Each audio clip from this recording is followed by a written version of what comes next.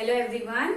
So in the last lecture we have completed set B question number up to 12, right? Yeah, question number 12. Set B question number 12 of chapter 16 probability, right?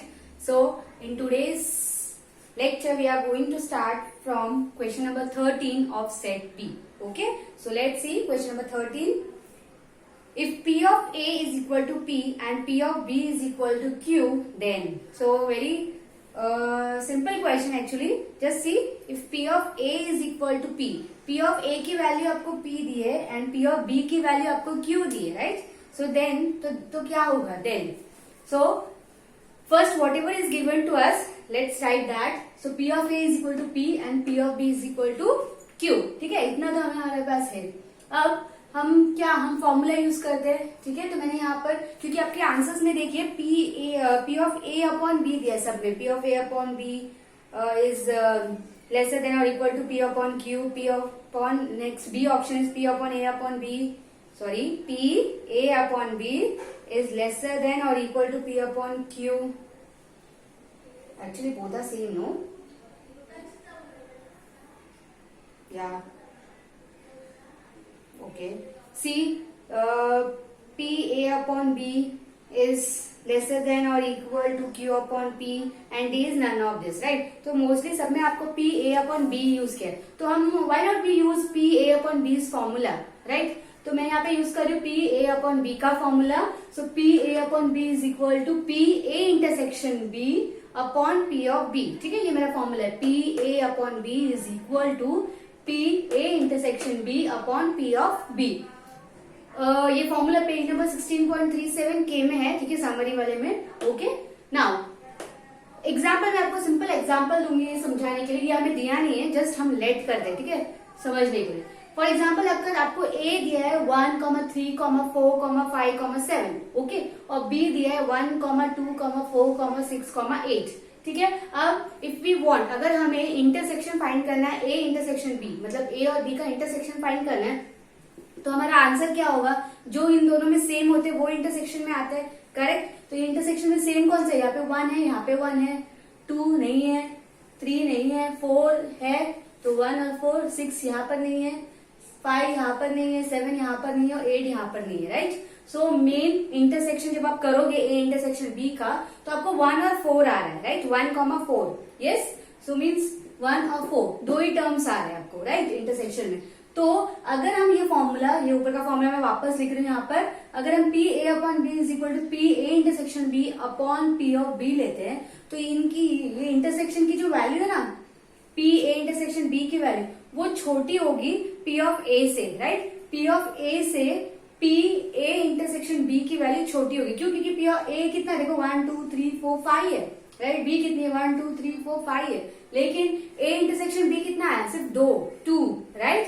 So means the value of A intersection B will be और definitely smaller और equal to than P of A और P of B, right? दोनों से A intersection B की value हमेशा छोटी होगी या इक्वल हो सकती है. करेक्ट? यस.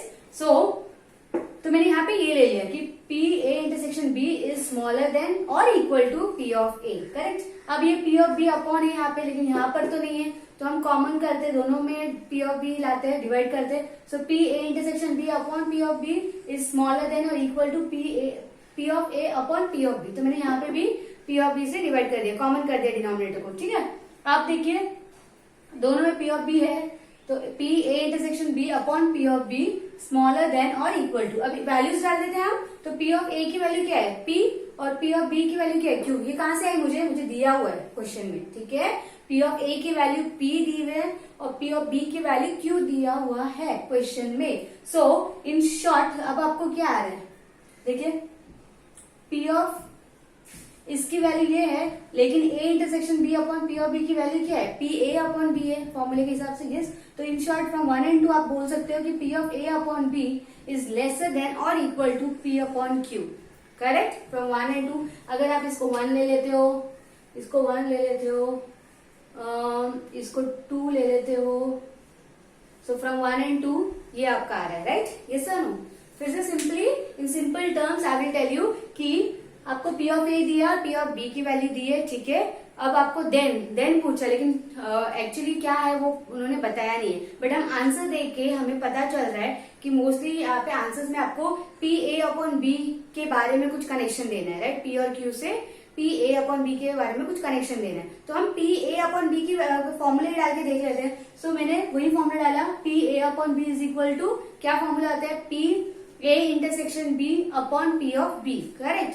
तो ये तो मुझे पता है, अब ये मुझे पता है, लेकिन ए इंटरसेक्शन बी, तो ये मैंने एग्जांपल जो ऊपर आपको ये एग्जांपल ये रिक्वायर्ड नहीं है, मैंने जस्ट आपको एक्सप्लेन करने के लिए दिखाया है कि ए इंटरसेक्शन बी की वैल्यू हमेशा P of A means probability of A या प्रोबेबिलिटी ऑफ बी से छोटी या इक्वल हो सकती है, ग्रेटर नहीं हो सकती है, करेक्ट है ना, आप देख सकते हो। ओके, सो मैं यहाँ पे लिख रही हूँ कि P A intersection B is smaller than और equal to P of A. अब क्योंकि यहाँ पे पी ऑफ बी डिनोमिनेटर है, तो मैंने इसको भी डिनोमिनेटर पी ऑफ बी ले लिया, इसका भी डिनोमिनेटर है।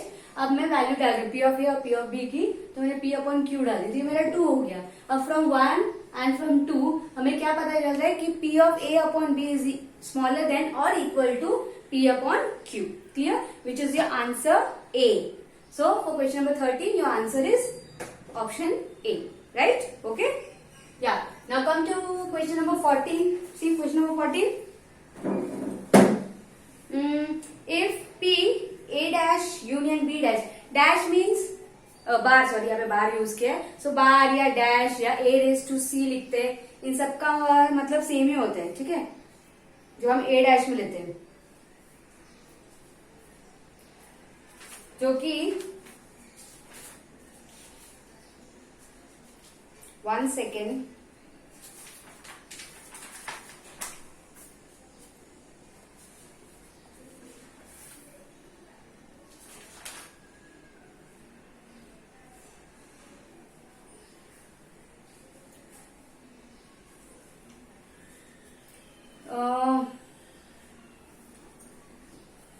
तो जिसको हम सी समरी में पेज नंबर 16.36 में आ जाइए। 16.36 में एक बी पॉइंट करके है, बी पॉइंट, उसमें देखिए non occurrence of event A, non occurrence of event A is denoted by A dash और ए रेज टू सी और A bar and it is known as complementary event of A, right. हम A dash जो लेते हैं उसको हम क्या बोलते हैं, कॉम्प्लीमेंट्री इवेंट ऑफ ए। अगर ए डैश ले रहे हैं तो कॉम्प्लीमेंट्री इवेंट ऑफ ए, अगर बी डैश ले रहे हैं तो कॉम्प्लीमेंट्री इवेंट ऑफ बी, अगर ए इंटरसेक्शन बी का होल डैश ले रहे हैं तो complementary of A intersection B, right.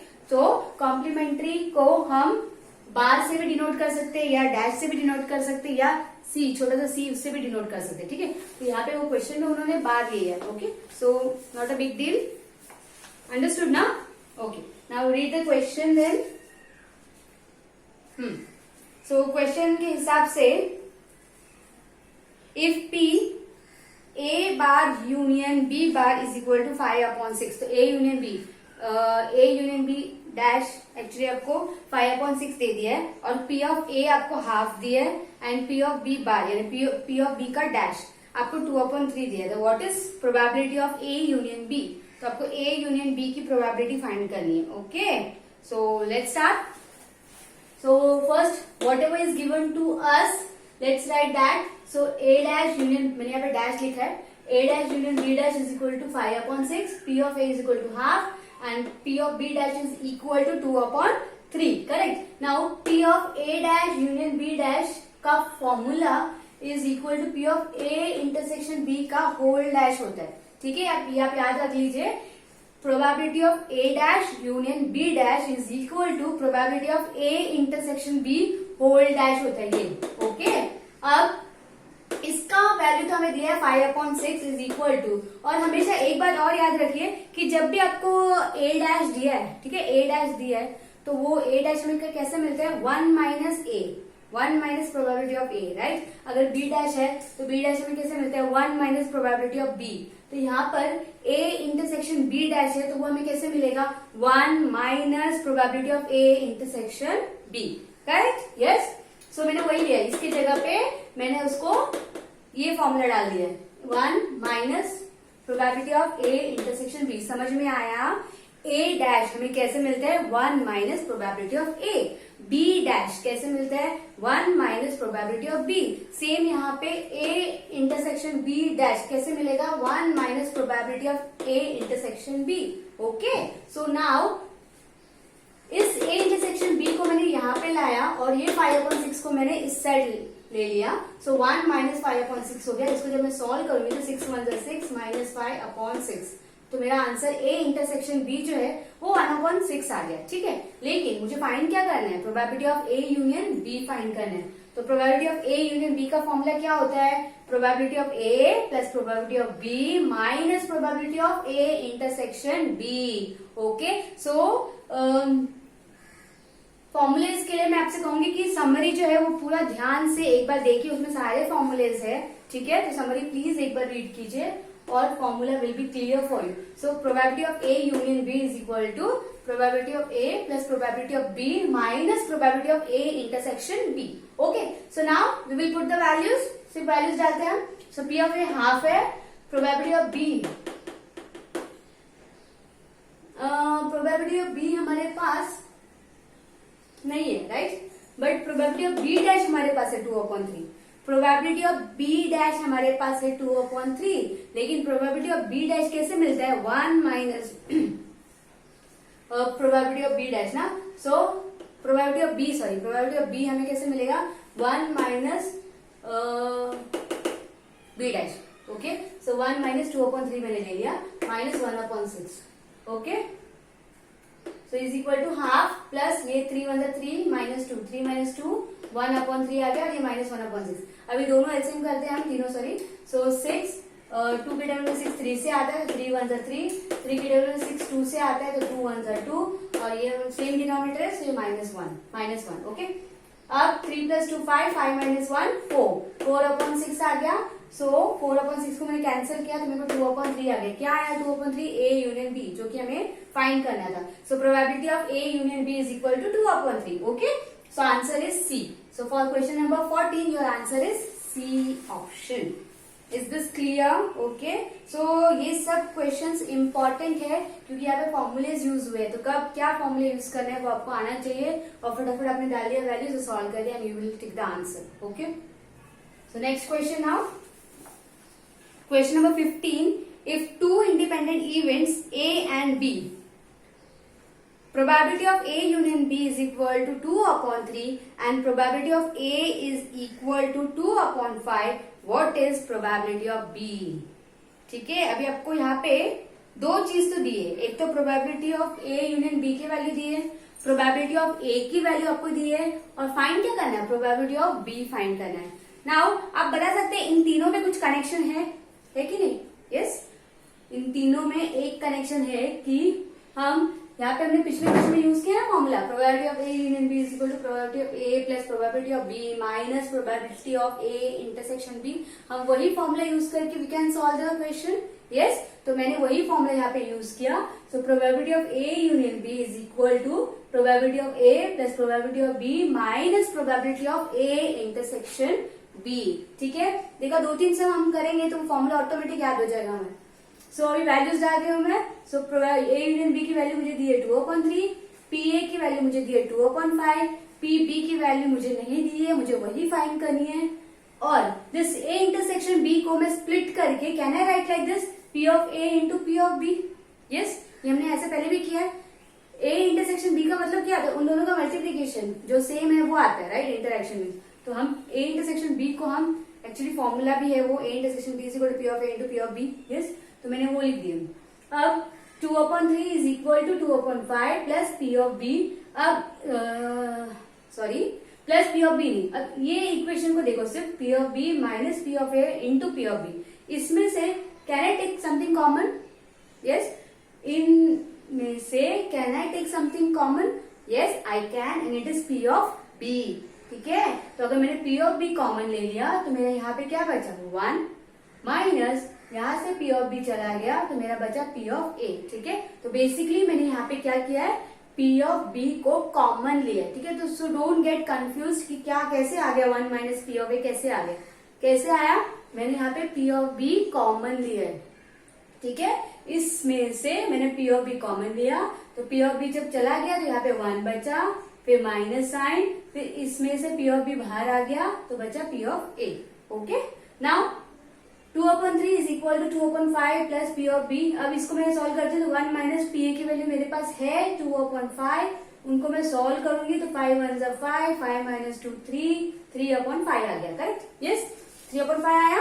Okay, now आगे क्या करते हैं, पी ऑफ बी को वहीं पे रखते हैं, ये 2/5 है ना, वो इस साइड जब आ जाएगा तो P of B into 3/5 is equal to 2/3 minus 2/5 हो गया। राइट, इस साइड आया तो माइनस 2/5 हो गया। अब इनको डिनोमिनेटर कॉमन करते हैं, सो 5 3 जा 15, 3 के डबल 15 5 से आता है, सो 5 2 जा 10 माइनस 5 के डबल 15 3 से आता है, सो 3 5 जा 15, सॉरी 3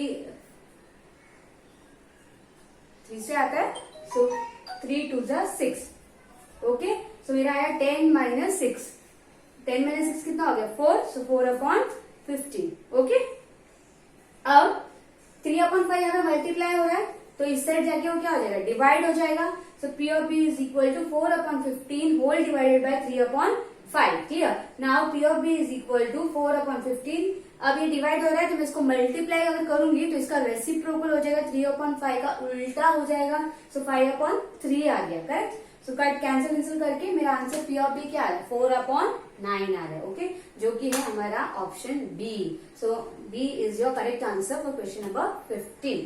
होप कि कुछ टफ नहीं लग रहा है आपको, सिर्फ फॉर्मूला है, वैल्यू सब्स्टिट्यूट करने एंड सॉल्व करने। Okay,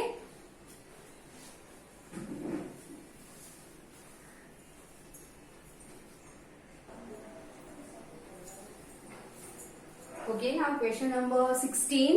See, if probability of A is equal to 2/3, probability of B is equal to 3/4, probability of A upon B is equal to 2/3, then what is probability of B upon A? ठीक है, तो basically हमें probability of B upon A find करना है। जिस question में हमें probability of ए दिया हुआ है, प्रोबेबिलिटी ऑफ बी की वैल्यू दी हुई है और probability of A upon B की वैल्यू भी दी हुई है। ठीक है, so probability of B upon A का फॉर्मूला क्या होता है, probability of B upon A का फॉर्मूला होता है probability of A intersection B upon probability of A. Okay, लेकिन ए इंटरसेक्शन बी की वैल्यू हमें दी है क्या, नहीं। ठीक है, तो इसीलिए ए इंटरसेक्शन बी फाइंड करना हमारे लिए जरूरी है। सो ए इंटरसेक्शन बी हमें कैसे मिलेगा, जो दिया है उसमें से, so probability of A upon B की जो वैल्यू दी है उसका फॉर्मूला हम लगा के ए इंटरसेक्शन बी फाइंड कर सकते हैं। ठीक है, सो कैसे देखते हैं। सो ये सब जो दिया है, probability of A 2/3, probability of B 3/4, probability of A upon B is equal to 2/3। Okay, और फाइंड क्या करना है, probability of B upon A find करना है। अब मैं probability of A upon B का फॉर्मूला यूज कर रही हूँ। So probability of A upon B is equal to probability of A intersection B upon probability of B. ठीक है, ये फॉर्मूला समरी में दिया गया है, देख लेना एक बार। सो वैल्यूज में डाल रही हूँ, 2/3 is equal to A intersection B मेरे पास नहीं है तो मैंने वैसे ही रखा, अपॉन प्रोबेबिलिटी ऑफ बी का वैल्यू 3/4 है। ओके, नाउ ये 3/4 यहाँ पर डिवाइड हो रहा है तो उस साइड जाके मल्टीप्लाई हो जाएगा। So probability of A intersection B is equal to 2/3 into 3/4। अब एक चीज आपके इसमें डाउट आ सकता है कि जब हम ऐसे मल्टीप्लाई करते हैं तो रेसिप्रोकल हो जाता है, बट नो, जब वो डिवाइड होता है और डिवाइड से हम उसको मल्टीप्लाई करते हैं तो रेसिप्रोकल हो जाता है, उल्टा हो जाता है। बट यहाँ पे डायरेक्टली हम मल्टीप्लाई कर रहे हैं, तो जब भी हम डायरेक्टली मल्टीप्लाई कर रहे हैं तो एज इट इज जो नंबर है वही आएगा, उसका रेसिप्रोकल नहीं करेंगे। ओके, अगर ये नंबर यहाँ पे मल्टीप्लाई होता और हम इसको यहाँ पे भेजते और वो डिवाइड होता और फिर डिवाइड वाले नंबर को मल्टीप्लाई फिर से करेंगे तो उसका रेसिप्रोकल होगा।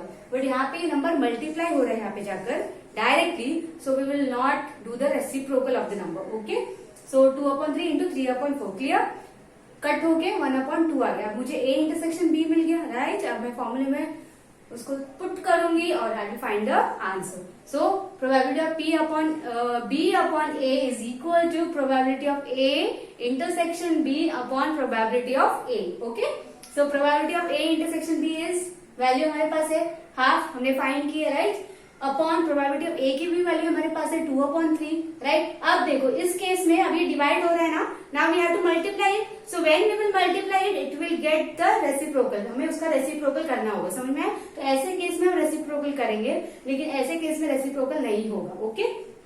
सो 1/2 इंटू 3/2, सो मेरा आंसर आ रहा है 3/4, that is option C, okay. Easy easy easy, very easy, right. Okay, now question number 17. See question number 17.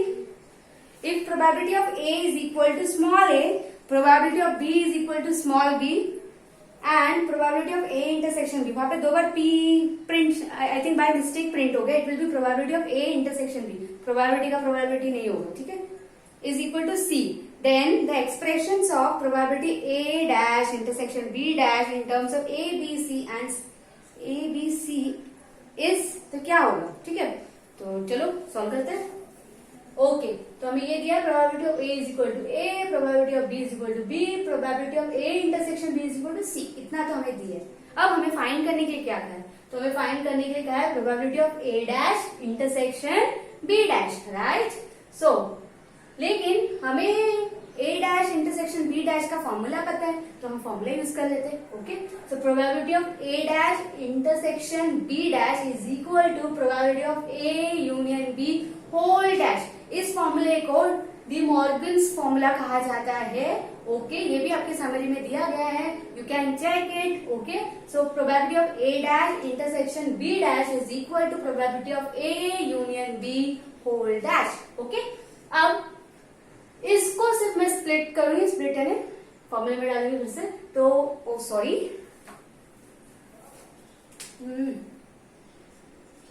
It's B and it's dash. Okay, so A union B dash कब आता है, जब हम 1 में से probability of A union B करते हैं, right.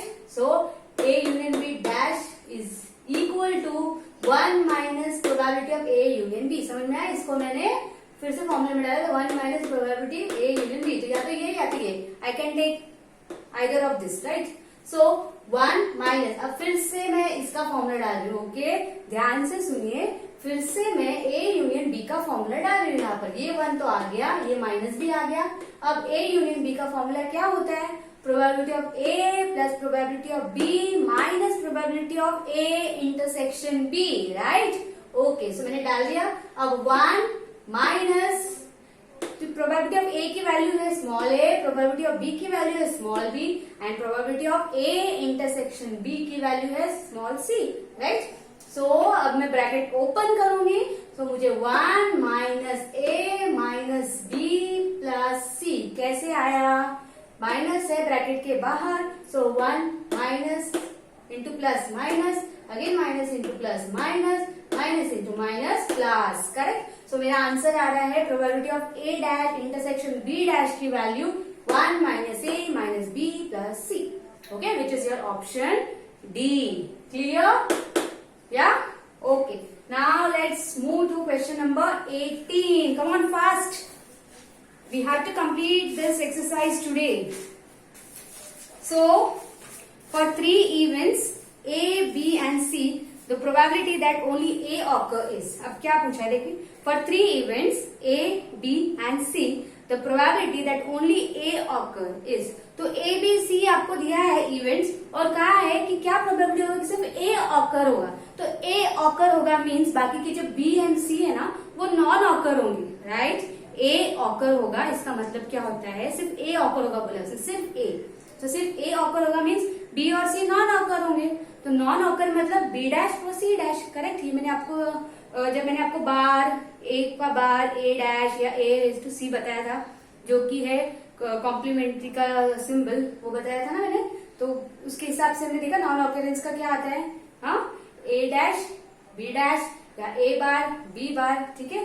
सो यहाँ पे सिंपल में उन्होंने कहा है A, B, C is event, only A occurs हमें चाहिए, means B and C non occurrence है, और नॉन ऑकरेंस का मतलब होता है B dash and C dash. तो प्रोबेबिलिटी, और जब इवेंट का है 3 इवेंट्स का है तो हम ऑब्वियसली इंटरसेक्शन लेते हैं, इंटरसेक्शन लेते हैं. तो probability A intersection B dash आएगा, इंटरसेक्शन C डैश आएगा. ओके, B और C नहीं आएंगे क्योंकि वो नॉन ऑकर है, तो B डैश और C डैश आएंगे. Simple answer D. So question number 18 का आंसर है D. Okay okay, now move to question number 19। Yes, fast, only 5 sums are left to complete the exercise. Okay, question number 19. It is given that a family of 2 children has a girl. अब क्या है, थोड़ा सा अलग question आया। It is given that a family of 2 children has a girl. What is the probability that the other child is also a girl? अब बोल रहे हैं कि फैमिली है जिसमें 2 बच्चे, ठीक है, उसमें से एक बच्चा तो गर्ल है, एक बच्चा गर्ल है, वो कह रहा है कि एक बच्चा तो गर्ल है, और वो पूछ रहा है हमसे कि क्या प्रोबेबिलिटी है कि जो दूसरा बच्चा है वो भी गर्ल हो। ओके, तो ये हमसे वो पूछ रहा है, तो हम देखते हैं क्या प्रोबेबिलिटी है। सो पहले जो दिया है वो हम लिख लेते हैं सैंपल स्पेस। क्या पॉसिबिलिटी है, 2 बच्चे तो हो सकते हैं दोनों भी बॉयज हो या दोनों भी गर्ल्स हो या एक बॉय और एक गर्ल हो, तो 3 ही पॉसिबिलिटी है, करेक्ट। या तो बी बॉय बॉय, या BG बॉय गर्ल, या GG गर्ल गर्ल। ओके, तो हमें उसने एक बात तो बता दी है कि पहला बच्चा तो गर्ल है, तो पहला बच्चा गर्ल है, तो इस केस में तो पॉसिबल नहीं है। इस केस में पॉसिबल है नहीं, क्योंकि पहला बच्चा तो बॉय आ रहा है यहाँ पे। तो थर्ड केस में पहला बच्चा गर्ल है, पॉसिबल है, तो कितनी पॉसिबिलिटीज है, तो यहाँ पे N of S तो 3 हो गया, 3 पॉसिबिलिटीज है। ओके, अब इवेंट क्या बोल रहा है वो, other child is also girl, तो क्या पॉसिबिलिटी है, क्या प्रोबेबिलिटी है कि जो दूसरा बच्चा होगा वो भी गर्ल ही है। So A is equal to GG, एक ही पॉसिबिलिटी है, करेक्ट, क्योंकि पहला गर्ल है और दूसरा भी गर्ल हो सकता है, इसकी क्या पॉसिबिलिटी है, तो एक ही पॉसिबिलिटी है। So N of A is equal to 1 आ गया, ठीक है। नाउ प्रोबेबिलिटी का फॉर्मूला तो पता है, P of A is equal to N of A upon N of A upon N of S। तो N of A क्या हमारा 1 और N of S क्या हमारा 3। सो हमारा आंसर है 1/3, which is your option C. Okay, so for question number 19 your answer is C. Simple, 2 लड़कियां, 2 बच्चे हैं, उसमें से एक बच्चा मीन्स लड़की है, तो क्या पॉसिबिलिटी है कि दूसरा बच्चा भी लड़की हो। सो पॉसिबिलिटी है 1/3 भी। Okay, next 20th question. 2 coins are tossed simultaneously. What is the probability that the second coin would show a tail given that the first coin has shown a head? See, फिर से धीरे से पढ़ती हूँ, ध्यान से सुनिए क्वेश्चन। 2 coins are tossed, ठीक है, 2 coins को टॉस किया simultaneously. What is the probability that the second coin, क्या प्रोबेबिलिटी है कि जो सेकेंड कॉइन गिरेगा ना would show a tail, वो टेल दिखाएगा, जबकि जो फर्स्ट कॉइन जो गिरा था ना उसने हेड ऑलरेडी दिखा दिया, बोला शोन हेड मीन्स उसमें हेड ऑलरेडी गिर चुका है, तो फर्स्ट कॉइन में हेड गिर चुका है। अब उसका डाउट है कि क्या प्रोबेबिलिटी है कि सेकेंड कॉइन में टेल गिरेगा। तो मुझे आप बताइए कि जब मैंने कॉइन डाला तो क्या पॉसिबिलिटी, या तो हेड गिरेगा या तो टेल गिरेगा, तो कितनी पॉसिबिलिटी है टेल गिरने की, 50-50, राइट। हेड गिरने की भी पॉसिबिलिटी 50% है, टेल गिरने की पॉसिबिलिटी भी 50% है, 50-50 यानी हाफ, करेक्ट, हाफ पॉसिबिलिटी है, 2 में से 1 पॉसिबिलिटी, करेक्ट। 2 आपका N of S 2 है, या तो हेड या तो टेल, और उसमें से हमें चाहिए क्या, टेल चाहिए, तो 1, N of A हमारा 1 हो गया, तो 1/2 हो गया, राइट, 50%, सो हाफ। सो मैं यहाँ पे डायरेक्टली लिख रही हूँ, 2 coins are tossed, one side is head, chance of second side is tail, so half possibility है, सो 0.50, सो आपका आंसर है A। Hope it is clear, right, या okay.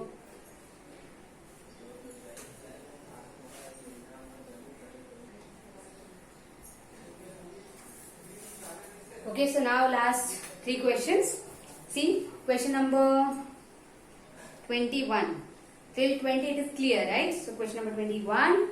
If random variable x assumes the value 0, 1 and 2 with probabilities 0.30, 0.50 and 0.20, then its expected value is, तो expected value हम find करना है हमें, ठीक है, x का, और जब भी x और प्रोबेबिलिटी दी है तो हम क्या करते हैं, उनका मल्टीप्लीकेशन और फिर उनका एडिशन, राइट। यानी कि x का वैल्यू आपको दिया है 0, 1, 2, प्रोबेबिलिटी आपको दी है 0 की 0.30, 1 की 0.50, 2 की 0.20, तो एक्सपेक्टेड वैल्यू क्या होता है, p इंटू एक्स होता है, so P I into X I. Okay, ये पी आई समझ लीजिए और ये एक्स आई समझ लीजिए, so P I into X I, so P I into X I is equal to क्या आएगा, 0 इंटू 0.30, 0 आएगा, 1 इंटू 0.50 0.50 आएगा, 2 इंटू 0.20 0.40 आएगा, राइट। यस, अब हम इसको ऐड कर लेते हैं, तो इसको ऐड करेंगे तो sum of P I X I, so 0 plus 0.50 plus 0.40 और 4, ओके, कितना आ रहा है 0.90, सो आपका आंसर है सी 0.9, ठीक है। तो सिंपल, जब भी आपको x और प्रोबेबिलिटी दी है और आपको एक्सपेक्टेड वैल्यू फाइंड करने के लिए कहा है, तो सिंपल में आपको टेबल बनाना है, 0 1 2 दिया है, p ऑफ p दिया है 0.30 0.50 0.20, then we have to multiply it and we have to add it all the terms, right. So that is called as expected value. Okay, now question number 22. If two random variables x and y are related as y is equal to minus 3x plus 4 and standard deviation of x is 2, then the standard deviation of y is. So आपको standard deviation of x 2 दिया है और आपको standard deviation of y find करना है, correct. So standard deviation का formula याद है? Yes, standard deviation of x आपको दिया है 2, standard deviation of y क्या होता है? b into standard deviation of x, right? b into standard deviation of x। अब b यहाँ पर आपको y क्या दिया है? -3x plus 4, right. y is equal to -3x plus 4, तो ये हमेशा आपका b होता है, राइट। यस, ये मैंने बताया आपको पहले भी। सो -3, और जब -3 जब भी हो इसमें, वो आगे पॉजिटिव ही होता है। तो 3 into standard deviation of x आपको 2 दिया है, तो 3 इंटू 2, तो स्टैंडर्ड डेविएशन ऑफ y आपका हो गया 6, 3 2 जा 6, clear? So standard deviation of y is equal to b into standard deviation of x, ये आपका फॉर्मूला है, right. Okay, so answer of this question is b. Now come to the last question of this exercise. So finally we reached the last sum. Okay, happy? Yes? No? I too. So if 2x plus 3y, see question number 23 now. Okay, don't get so excited because 7 set B के बाद set C हमारा इंतजार कर रहा है। Okay, so let first finish set B. So if 2x plus 3y plus 4 is equal to 0, क्या दिया है? If 2x plus 3y plus 4 is equal to 0 and variance of x is equal to 6, then variance of y is, तो आपको एक equation दिया है, फिर variance of x दिया है और आपको वेरिएंस ऑफ y फाइंड करने के लिए कहा गया, ठीक है। अब वेरिएंस क्या होता है? स्टैंडर्ड डेविएशन का स्क्वायर होता है, ये हमें पता है फॉर्मूला, राइट। वेरिएंस क्या होता है? वेरिएंस ऑफ x बोलेंगे तो स्टैंडर्ड डेविएशन का स्क्वायर x, राइट। सो उससे स्टार्ट करते हैं क्योंकि हमें उसकी वैल्यू दी है। सो स्टैंडर्ड डेविएशन का square x is equal to 6, यानी variance of x is equal to 6, ठीक है। वेरिएंस ऑफ x को हम डिनोट करते हैं स्टैंडर्ड डेविएशन के स्क्वायर से। एक्चुअली स्टैंडर्ड डेविएशन का सिंबल है, उसका स्क्वायर वेरिएंस होता है, ओके। अब अगर हम स्क्वायर हटा देते हैं बाय टेकिंग स्क्वायर रूट, तो standard deviation of x is equal to √6, correct. Yes, अब जो हमें इक्वेशन दिया है जो कि है 2x प्लस 3y, सो उसको हम ले लेते हैं। So standard deviation of x is equal to standard deviation of y ले रहे हैं। सो यहाँ पे 2 into standard deviation of x is equal to 3 into standard deviation of y ले रहे हैं, ठीक है। ओके, कंपेयर कर रहे हैं हम दोनों को, क्योंकि हमें यहाँ पे standard deviation of y find करना है, तो हम इसी तरह से कर सकते हैं। So 2 into standard deviation of x is equal to 3 into standard deviation of y। Now 2 into standard deviation, ये 6 नहीं है, 6 मत समझना, स्टैंडर्ड डेविएशन का सिंबल है, okay. You can also write it as like this, something like this, okay, yeah? अब 5 मत समझ लेना।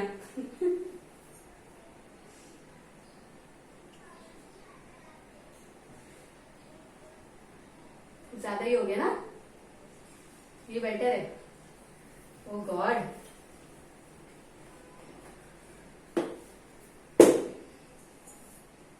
टू था और स्टैंडर्ड डेविएशन ऑफ, हाँ यही बेटर है, ठीक है। तो पहले वाला ही बेटर था एक्चुअली में। सो 2 ये इनटू का पॉइंट में डाल देते हैं यहाँ पे, into, okay. So 2 into standard deviation of x is equal to 3 into standard deviation of y। Now standard deviation of x की वैल्यू है √6, so 2 into √6 is equal to standard deviation of y का formula है 6, standard deviation y का formula नहीं, standard deviation of y की value हमारे पास नहीं है। ओके, सो हम उसको वैसे ही रखते हैं, स्टैंडर्ड डेविएशन ऑफ y ही लिखते हैं। अब standard deviation of y is equal to, इस 3 को अगर मैं इस साइड ला रही हूँ तो डिवाइड हो जाएगा, correct. So standard deviation of y is equal to 2√6/3 आ गया। Okay, now let us solve. But हमें स्टैंडर्ड डेविएशन ऑफ y चाहिए क्या? नहीं, हमें वेरिएंस ऑफ y चाहिए, correct. So variance of y हमें चाहिए, मींस इसका स्क्वायर हो जाएगा, स्टैंडर्ड डेविएशन ऑफ y का स्क्वायर हो जाएगा। So standard deviation square y is equal to 2√6/3, तो हमें इसका भी स्क्वायर करना पड़ेगा, करेक्ट। से सिंपल सेंस में जब वेरिएंस स्क्वायर दिया था और हमें जब स्क्वायर रूट करना था तो हमने इस वैल्यू का स्क्वायर रूट कर दिया।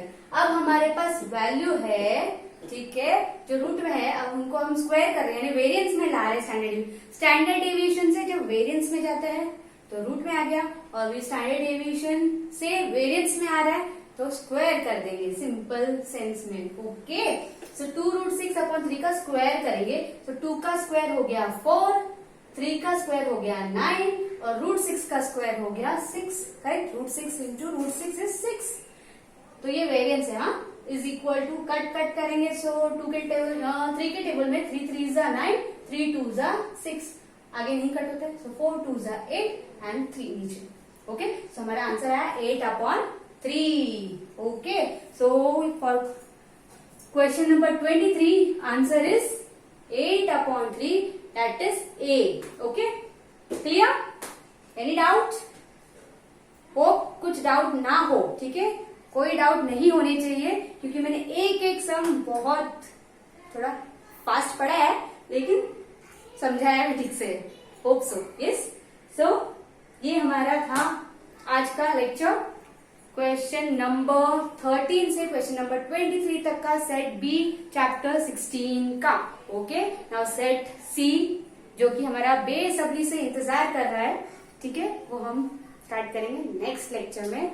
So hope set A, set B of chapter 16 is clear to you. Okay, if any doubt you can ask me. Thank you.